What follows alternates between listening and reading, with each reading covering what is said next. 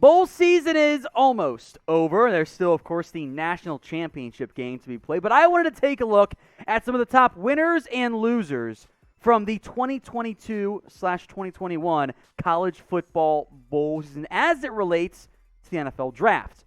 Let's go quarterback to start. Bailey Zappe, probably one of the biggest winners, a.k.a. risers, from this year's college football season. Houston Baptist to start, transfers to Western Kentucky, and absolutely balls out. His numbers are straight up video game. Look at this stat line overall. Let's go to his bio here first there, Producer Jack. His numbers for the season were off the charts good. Almost 6,000 yards, 62 touchdowns, 11 interceptions. The dude balled out this year. His completion rate against App State, by the way, I'm in his numbers again. Video game. And I know App State isn't the best level of competition, but holy cow, was he nothing short of dominant. 6 touchdowns, 422 yards. That's a nice way to make a statement for yourself in a bowl game. Now, if you guys want more NFL draft videos, mock drafts, season's almost over after all. Do one once the draft order is finalized, a breakdown of the draft order as well, some positional rankings, and a whole lot more with the Senior Bowl coming up. Type me in the comment section. Let the bosses know this is what you want. Next up, Kennedy Brooks out of Oklahoma. He split some time with Eric Gray, who I actually thought was going to be RB1 this year. I was wrong on that front. Brooks had 3 seasons over 1,000 yards at Oklahoma. Very impressive. Now, he opted out of the 2020 season, and it's okay. Came back and was great. 1,249 yards on under 200 carries. That's great stuff. 13 scores, and against an admittedly very much banged up Oregon defensive line. To be fair, Kennedy Brooks ran all over him. 14 carries, 142 yards, and 3 touchdowns. Now, look, Oregon was decimated. I get that, but still, that's awesome production on a mere 14 carries. If they had tried, my man could have run for 300 plus if they really wanted to against the Ducks. So who is your biggest NFL draft winner from college football bowl season? No wrong answer, just a name that you were impressed by in the bowl game specifically. This is the pinned comment on today's video. So if that ad break comes on YouTube, go take advantage of it. Head down there and drop a name. Another running back here, Tyler Allgeier. That is how it's pronounced, by the way. It doesn't look like it. That is how it's pronounced. Allgeier out of BYU. Incredible production overall this year. He is, as things get weird in college football, he is a 4th-year sophomore. The redshirt year and then a COVID year as well. Now, he showed a bit more as a pass catcher this year, but my man's got a nose for the end zone like he's James Conner. 23 touchdowns on 276 carries. He played UAB in his bowl game this year, and to be fair, you know, it's not like UAB is a great opponent. 27 carries, 192 yards, 3 touchdowns. That, in the Independence Bowl, in a losing effort, to be fair, is pretty damned impressive. All right, next up, Wan'Dale Robinson. He had a breakout year this season for Kentucky. Very impressive effort. You had to be very pleased with how he performed overall. And boy, did he come up in the clutch late against Iowa. He finished this game with 10 catches, 170 yards. Without Wan'Dale Robinson, UK does not win that game. Had a breakout year after his transfer from Nebraska. 100 catches, 1,334 yards, and 7 touchdowns. That's insane. Now, we had done a sleepers video here at Chat Sports just last week, and I had Wan'Dale Robinson on there. A bit of a stretch. I think he was a household name, but he should have been. He is no longer a sleeper after that effort. So name one for me. Drop a new name in the comments who you believe is a sleeper prospect. Next up, Isaiah Likely. And it's a pretty good tight end class overall. I think Dates are going to have some great value this year. He's a senior who, like so many, could have returned if he wanted to, but he turned pro. And in his final game for Coastal Carolina in that bowl game against, I think, Northern Iowa, let me double check that real quick, he balled out. 7 catches, 96 yards, and 2 touchdowns. That's really what you're desperately hoping for if you're looking for a tight end play. Tight ends don't normally put up a lot of big-time numbers. Was against Northern Illinois, by the way.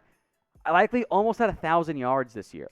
Not the biggest guy, maybe not the most athletic guy, but damned productive, and that should matter in the NFL. Keep an eye on him early in the NFL draft. We got some deals for you guys with our friends over at Fanatics. Limited time only. NFL hoodies, including some custom ones like that Mac Jones one, which I do think looks awesome, by the way. That color scheme looks so fresh. Up to 60% off. Limited time only. So you guys do not want to delay. Not going to be available forever. Chatsports.com/NFL hoodie. I'll put the link in the comments section and in the description to help make your lives just a little bit easier. You can get up to 60% off for a limited time only, so go do it right now before that deal is over at Fanatics. All right, more winners. Phidarian Mathis out of Alabama, the defensive lineman, part of the college football playoff semifinal. Yet another great Alabama defensive line prospect. We've seen that oh so often. He was a big part of shutting down Cincinnati. Only had 1 sack, but he had 2 tackles for loss, and I would argue, almost as importantly, 2 pass breakups. That's some good play by your defense lineman. So I was very impressed by Mathis. He flashed a lot for me in that particular game. Bama always has a bunch of great players on the defensive line. Mathis probably not going to be a round 1 guy, but I think showing up in the games that matter the most down the stretch always helps your draft stock. All right, linebacker Terrel Bernard out of Baylor. I put him on this list because he had 17 tackles and 2 sacks against Baylor. That's pretty damned impressive. Now, he wasn't really on my radar entering this year, and frankly, I had not even gotten close to watching him at this point. I'm just still trying to work through the likely round 1 guys and round 2 guys first and foremost, but had some splash impact. So I have no idea where he ends up going. He is a senior, though, so I assume he's going pro. We'll keep an eye on him and where he might end up going this year in the NFL draft. Again, folks, if you want more NFL draft videos, then subscribe to us here at Chat Sports. We're going to get to 250,000 subscribers. Look at all that, 275K. That's a big-time number. Math's hard when you get that high. We are around 500 subs away from it, so help us out. And you get free videos. It's kind of a win-win deal. Subscribe right now. Nakobe Dean was already probably going to be a first-round draft pick. He's in a battle with Utah's Devin Lloyd for linebacker 1, and he's a big part of why Georgia shut down the Michigan offense in the CFP semifinal. 7 tackles, a forced fumble, a sack, 2 tackles for loss. He was everywhere early on, then the game was over and not quite as impactful, but he made several splash plays against a good offensive line in Michigan. That's a big deal. Ahmad Sauce Gardner next up here. Now, his production against Alabama, 5 tackles, 1 TFL, whatever, no pass breakups. The reason why I put him on the winners list, Alabama did not really test him that much. That is a clear sign how Nick Saban, Bill O'Brien, and that coaching staff felt about Gardner. They did not want to go after him. I think that is indicative of his level of talent. So didn't get beat, didn't make that many plays, only a couple matchups against Jamison Williams, didn't get burned really. I think that's a win for Gardner. Now I want an honest answer on this one, whether you are an addict or not an addict. How many bowl games did you watch at least a little bit of? Now, it didn't quite get to all 43 because some got canceled this year, but were you 10, 20, 30? You a crazy person like me and producer Jack are? Let me know in the comments. Another corner here, Derion Kendrick. Gifted corner. Talent never the issue at Clemson. Always able to make some plays in the football. He balled out against Michigan, folks. 5 tackles, TFL, and 2 interceptions. Get 2 picks in a college football playoff semifinal, your stock's up. The issue is for Kendrick, what's worth monitoring? Off-the-field issues. Talent-wise, it's a first-round kid. Does he go there? We'll see. There are losers in life as well. My first loser, Desmond Ridder. There's been some QB1 hype around Desmond Ridder, and I got to be honest, I don't see it. I like him.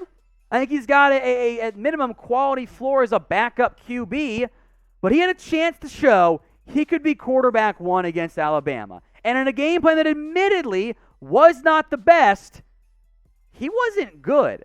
This is not QB1 production, guys. I am sorry.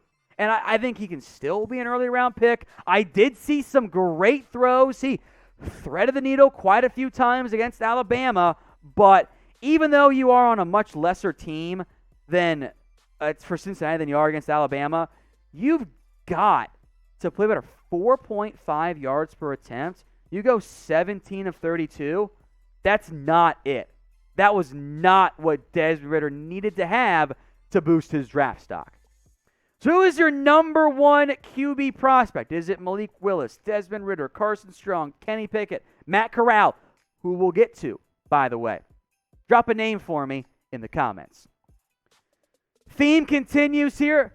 Cincinnati guys had a lot of chances to step up. Alec Pierce didn't do it. Held in check against Alabama. Now, look, part of that goes to the quarterback and the defense, but he dropped a pretty big pass early in that game.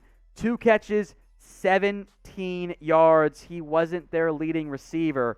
Alec Pierce, I still like him, but bad production in the semifinal, it's going to hurt.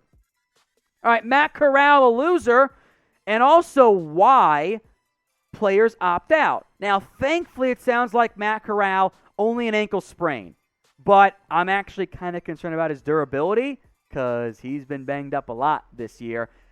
Viewed as a top quarterback prospect, which I think is fair, that ankle injury could have been so much worse. He was also bad behind a bad offensive line against Baylor in that game before he got hurt. I think he would have bounced back, but 2 of 6 for 10 yards, 119, not very good if you're Ole Miss and Matt Corral. The injury, I think he's going to be okay, but that's also why you got to be concerned about and understand why these kids opt out. Not going to blame a player for opting out or opting in, but I want to make sure everyone understands why some kids do.